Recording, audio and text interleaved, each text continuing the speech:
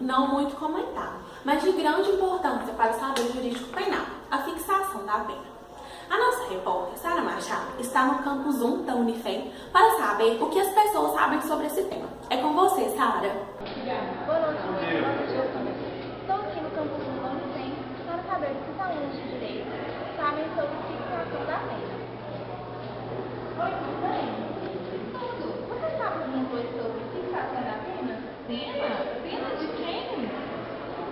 Luísa, pelo visto os alunos não sabem muito sobre esse assunto. É com você.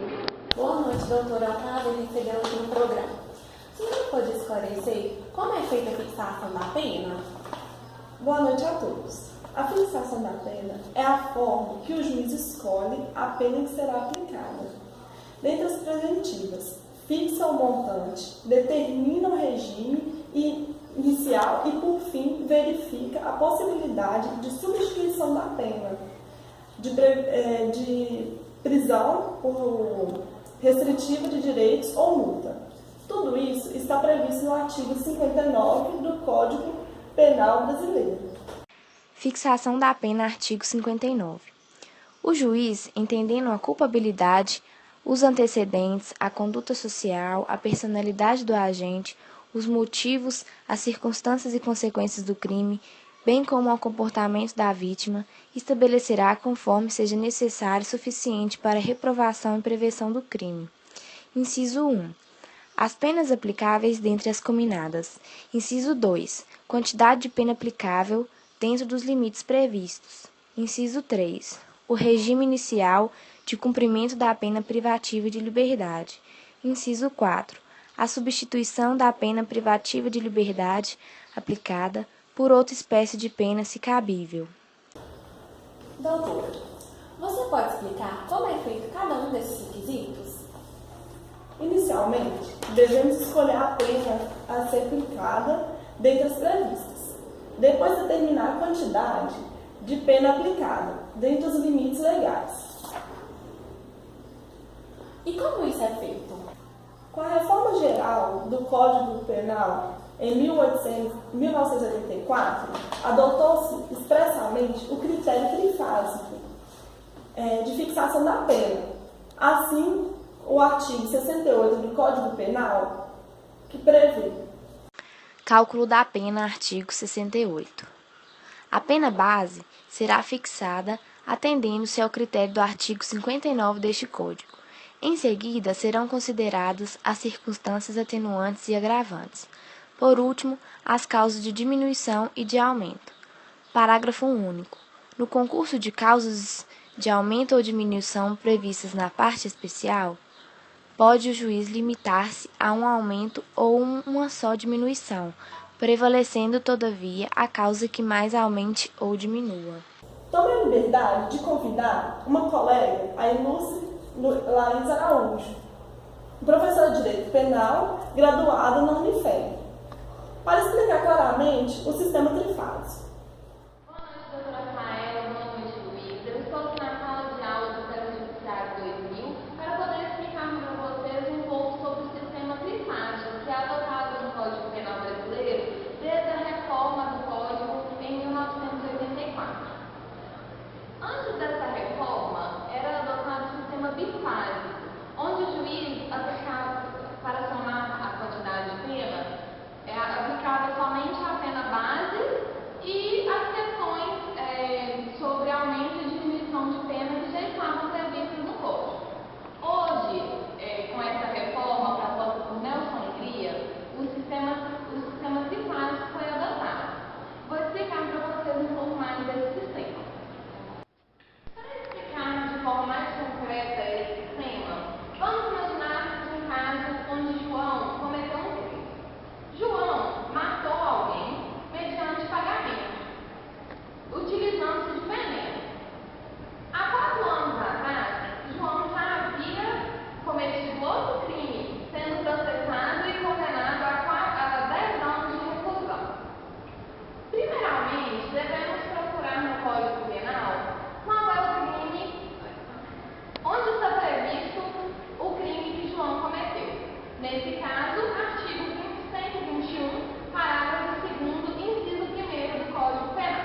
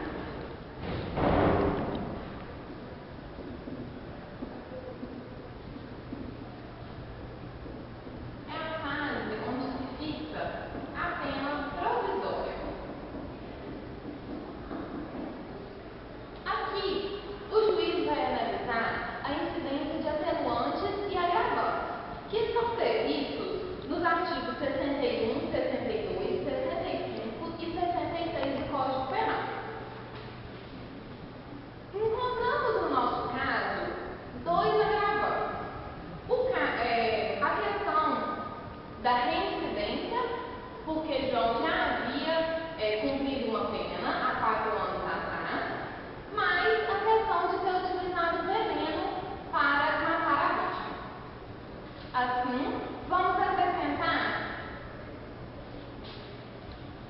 um sexto para cada agravante. No caso, 4 anos.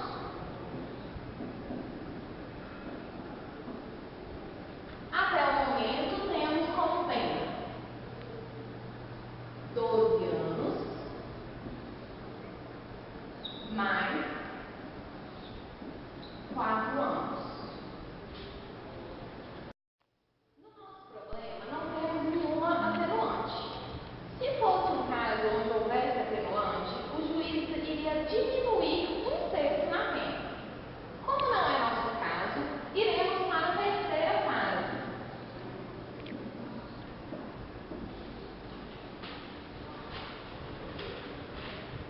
Que é a pena final. Na terceira fase, o juiz vai analisar a existência de causas gerais para diminuir ou aumentar a pena. Analisaremos, então, o que fala o artigo 121 do Código Penal a esse respeito. Podemos perceber que nenhum dos dois casos se encaixam no nosso exemplo. Portanto, já chegamos à pena final e definitiva de João. 16 anos de reclusão. Espero que vocês tenham entendido como funciona o sistema trifásico e como é feito o cálculo da pena pelo juiz. Boa noite a todos e muito obrigada. E depois, doutora Rafaela, o que é feito? Depois de fixarmos o regime inicial de cumprimento da pena, privativo de liberdade, dependendo do tipo de pena e das condições pessoais do réu, devemos fixar o regime inicial fechado, semiaberto ou aberto. Por fim, verificamos a possibilidade de substituição da pena privativa de liberdade aplicada por outra espécie de pena, se cabível. Há regras para verificar essa substituição? Sim, essas regras estão previstas no artigo 44, inciso 2º, no artigo 60, parágrafo 2º, no artigo 77, inciso 2º, e 78, todos do Código Penal. Artigo 44. As penas restritivas de direito são autônomas e substituem as privativas de liberdade quando, inciso 2, o réu não for reincidente em crime doloso. Critérios especiais da pena de multa. Artigo 60. Na fixação da pena de multa, o juiz deve entender principalmente a situação econômica do réu. Multa substitutiva. Parágrafo 2º. A pena privativa de liberdade aplicada, não superior a 6 meses, pode ser substituída pela de multa, observando os critérios dos incisos 2 e 3 do artigo 44 deste Código. Requisitos da suspensão da pena. Artigo 77. A execução da pena privativa de liberdade, não superior a 2 anos, pode ser suspensa por 2 a 4 anos desde que: inciso 2. A culpabilidade, os antecedentes, a conduta social e personalidade do agente, bem como os motivos e as circunstâncias autorizem a concessão do benefício. 78. Durante o prazo da suspensão, o condenado ficará sujeito à observação e ao cumprimento das condições estabelecidas pelo juiz. Parágrafo 1º. No primeiro ano do prazo, deverá o condenado prestar serviços à comunidade, artigo 46, ou submeter-se à limitação de fim de semana, artigo 48. Parágrafo 2º. Se o condenado houver reparado o dano, salvo impossibilidade de fazê-lo, e se as circunstâncias do artigo 59 deste Código lhe forem inteiramente favoráveis, o juiz poderá substituir a exigência do parágrafo anterior pelas seguintes condições, aplicadas cumulativamente: proibição de frequentar determinados lugares, proibição de ausentar-se da comarca onde reside sem autorização do juiz, comparecimento pessoal e obrigatório a juízo mensalmente para informar e justificar suas atividades. Infelizmente, terei que interromper, doutora, pois o nosso tempo está chegando ao final. Muito obrigada pela presença, obrigada a todos os telespectadores pela audiência e espero que tenhamos esclarecido um pouco a respeito desse assunto. Caso vocês ainda tenham alguma dúvida, estamos online em nossas redes sociais e disponibilizamos em nosso site slides elaborados pela doutora Rafaela. Uma boa noite a todos, obrigado pela presença. Música